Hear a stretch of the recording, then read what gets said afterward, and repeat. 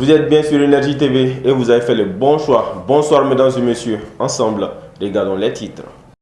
Soumeylou Boué Maïga est désormais ancien Premier ministre du Mali. Il a présenté hier soir au président de la République sa lettre de démission. Les réactions de quelques citoyens dans cette édition.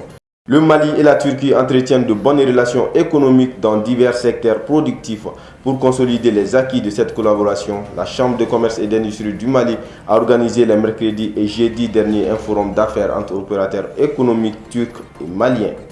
C'est parti depuis hier pour la 5e édition du FestiGrille. Le thème choisi cette année est Vivre ensemble. C'est tout pour les titres. Et bonsoir mesdames et messieurs, encore une fois bienvenue sur Énergie TV. Comme annoncé au sommet de l'actualité, Soumeylou Boué Maïga a présenté hier soir sa lettre de démission au président de la République, son Excellence Ibrahim Boubacar Keïta, ainsi que celle des membres du gouvernement. C'est un communiqué de la présidence de la République qu'il a annoncé hier dans la soirée. Les détails avec Adam Maïga. Le communiqué ajoute que le Premier ministre, dans sa lettre datée du 18 avril 2019, a renouvelé au président de la République sa profonde reconnaissance et sa gratitude, ainsi que celle de l'ensemble du gouvernement pour sa confiance et de lui avoir permis de servir notre pays et nos concitoyens, ainsi au niveau à un moment crucial de notre histoire.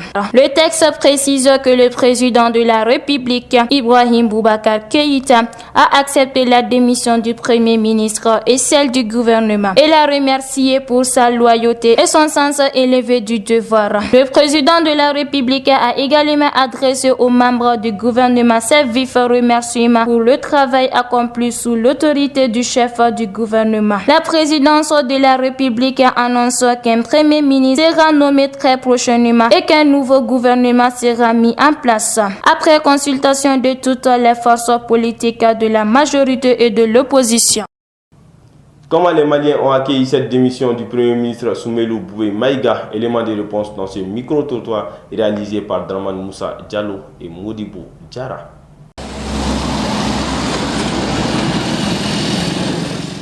Je trouve que si cela mène l'apaisement au niveau même de la nation, je suis pour. Mais si c'est pour la destruction du pays, je suis contre. Parce que ce pays-là est un héritage pour nous. Donc tout ce qui va dans sa destruction n'est pas de mon avis.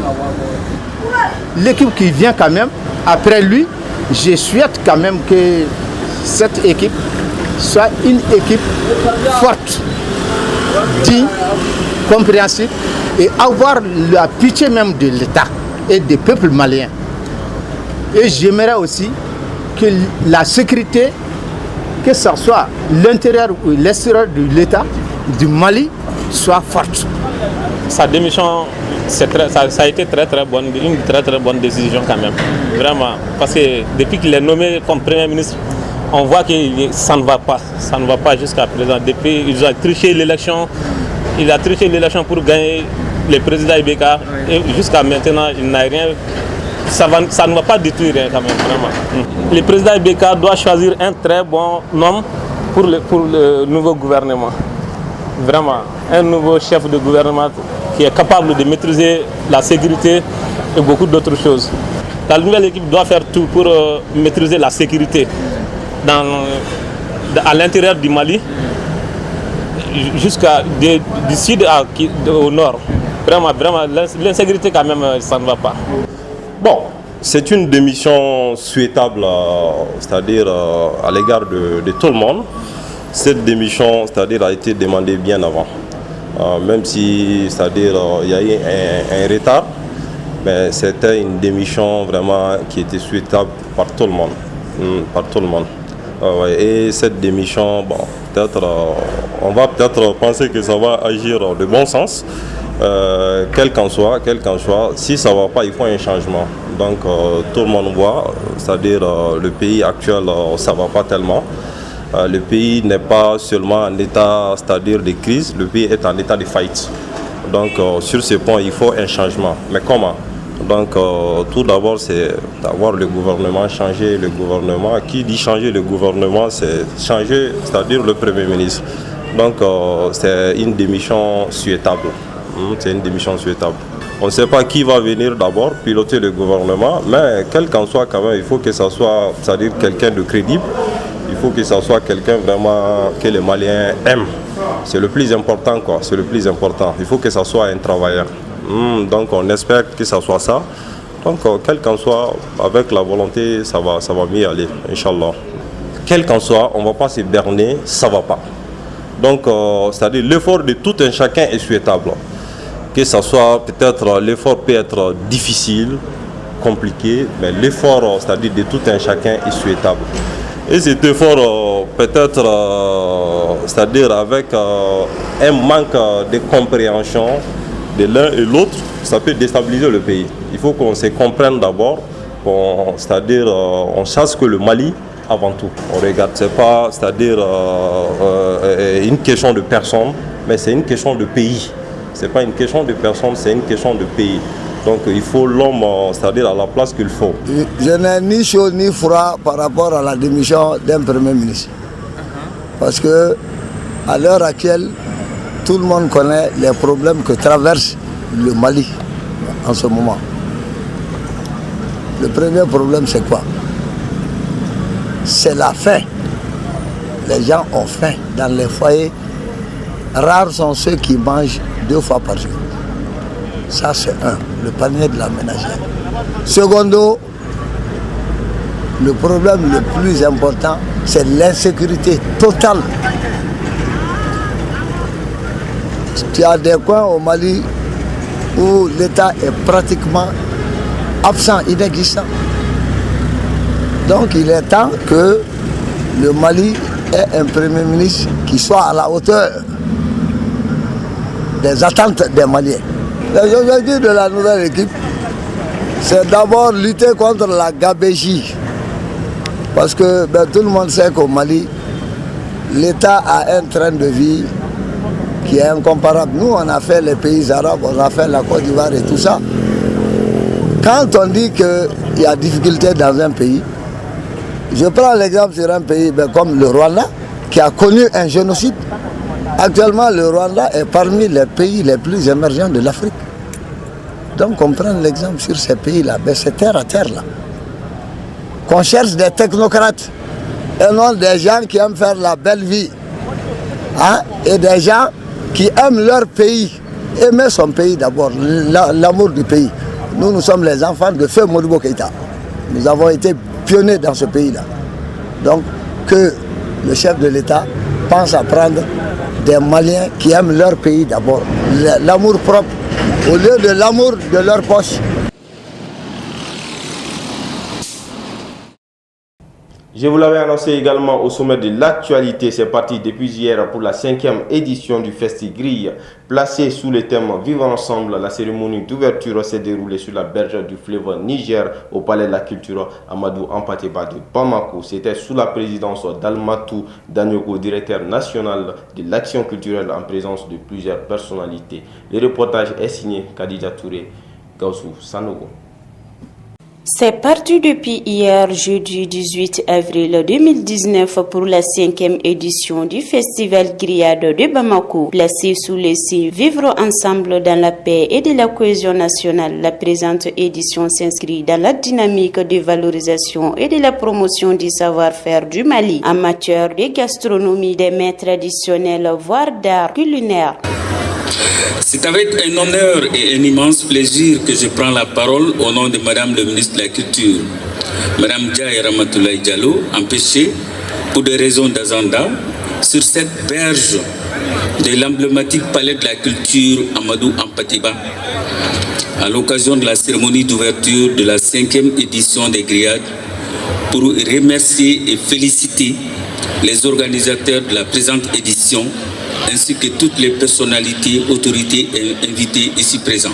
Mesdames et messieurs, c'est sur ces notes d'espoir que je déclare au nom de Madame le ministre de la Culture la cérémonie d'ouverture de la 5e édition du Festival des Grillades. L'un des moments forts, c'était la visite des stands par les invités. Cet événement se présente comme un levier de la paix et de la stabilité pour notre pays. l'objectif de l'innovation de cette année, c'est de l'ordre du Mali. On a un thème qui s'appelle Vivre ensemble. Et nous allons aussi organiser un conférence débat sur le vivre ensemble avec les communautés du Nord et les pouvoirs parce qu'au nord du Mali, on a un centre, en tout cas on dirait, moi je préfère dire en Mauritanie. Il y a vraiment un problème ethnique, intercommunautaire qui me touche directement. Et franchement, c'est ça que j'ai voulu faire de cette conférence débat pour essayer de mettre tout le monde ensemble, puisque c'est un festival de gastronomie. Quand tu appelles les gens pour venir manger, quand des manger, on peut faire la. Lors de ces grands rendez-vous gastronomiques et culturels maliens, les participants n'ont pas caché leur satisfaction. C'est ma première fois de participer à ce festival de grillade, peut-être que c'est la 5e fois, mais quand même c'est cette fois-ci que j'ai eu l'occasion de se présenter à ce festival. Je trouve ça très bien, parce que du début jusqu'à la fin de ce soir, c'est agréable, c'est formidable, tout le monde est là. Le ministre de la Culture, le maire de la commune, le directeur de palais Amadou Ambateba, et beaucoup d'artistes et beaucoup d'honorables qui sont là. Donc Dinda Sari est appelé sur la scène. Moi, mon message, c'est que tout le monde s'unit pour faire suivre la même chose. De chaque année, que tout le monde participe à ce festival de grillade, parce qu'à Nyogom m'a dit qu'il africain dans la sous-région. C'est la première fois qu'on l'a entendu au Mali. À noter qu'en plus d'aimer la soirée considérera des prestations d'humoristes, des marionnettes, du folklore du Nord Takamba, des danses Dokon et danses Touareg, comme pour démontrer la diversité culturelle du Mali. Rappelons que cette activité d'une grande envergure continuera au Palais de la Culture de Bamako jusqu'au dimanche le 21 avril 2019.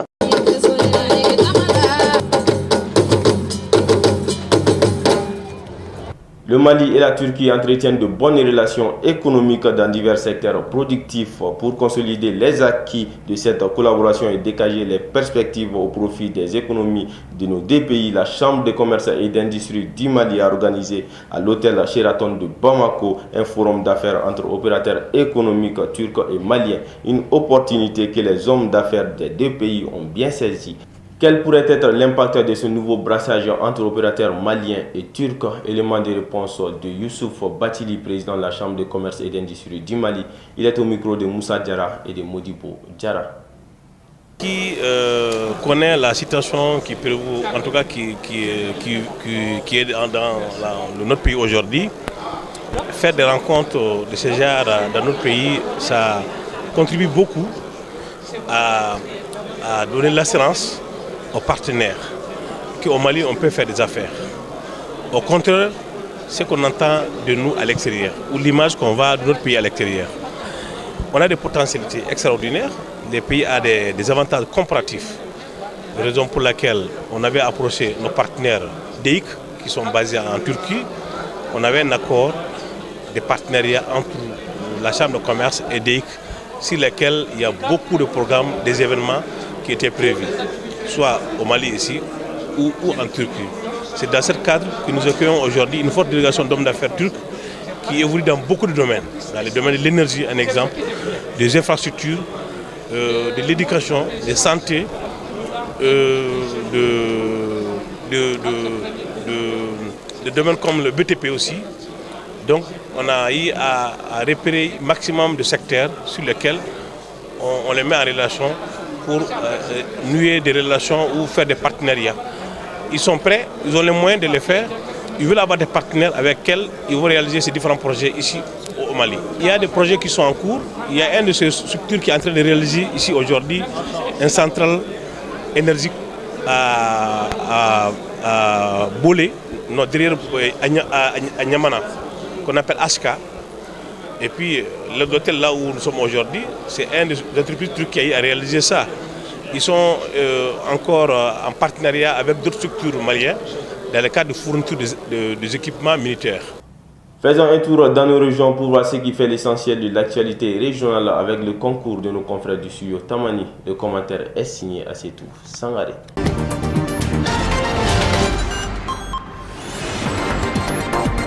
Commençons l'actualité régionale à Kaya, où les travaux de réalisation d'un puits à grand diamètre à Bendoukou ont été lancés ce mercredi. L'infrastructure, qui coûtera plus de 5 millions de francs CFA, est financée à hauteur de 90% par la brigade hydraulique rurale mobile. Elle est destinée à soulager les populations confrontées à des difficultés d'accès à l'eau potable.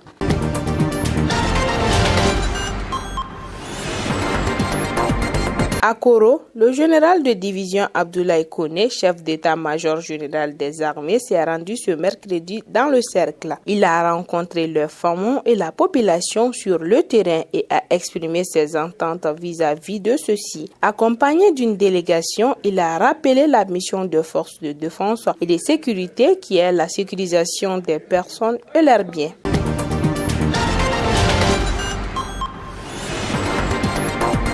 À Bourema, le CSCOM de Hawa dans le cercle a été attaqué ce mercredi par 2 hommes armés non identifiés à moto. Les assaillants ont dépouillé les agents et les malades de leurs biens avant de s'enfuir. Les forces sont arrivés sur les lieux après le forfait.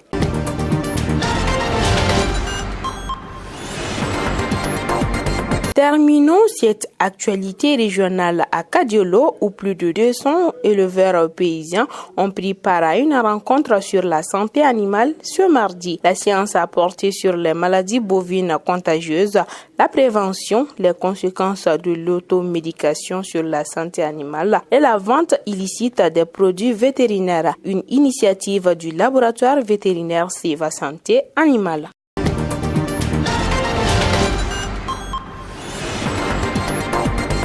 Avant de clore cette édition, faisons appel à Draman Moussa Diallo pour nous décortiquer l'actualité internationale de cette édition, en bref, en son et en images.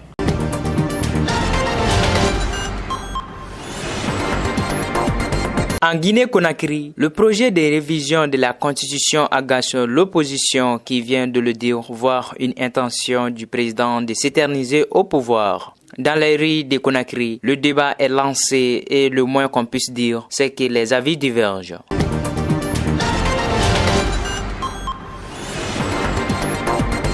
Maintenant, cap sur la Libye, des civils déplacés ont plaidé auprès des Nations Unies afin de trouver une solution au bombardement après l'attaque d'une zone résidentielle jeudi dans le district d'Al-Suani, au sud-ouest de Tripoli. Les familles ont fui dans des camionnettes et les forces du gouvernement d'union nationale soutenues par l'ONU ont fourni un abri et une assistance. Aucune revendication n'a été faite pour le moment.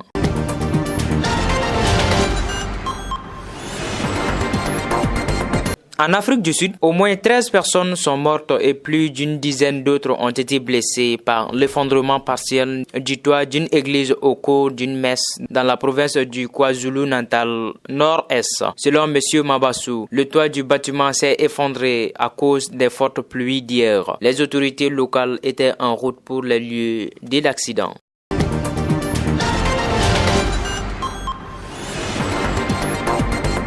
Terminons en Ouganda où la Cour suprême a validé hier la suppression de la limite d'âge de 75 ans pour la présidentielle. Une disposition adoptée fin 2017 et permettant au président Yoweri Museveni au pouvoir depuis 1986 de se présenter en 2021. À 4 voix contre 3, une majorité des juges de la plus haute instance judiciaire du pays a rejeté un appel interjeté notamment par l'opposition contre une décision de la Cour constitutionnelle en juillet 2018 de valider cet amendement controversé apporté à la Constitution.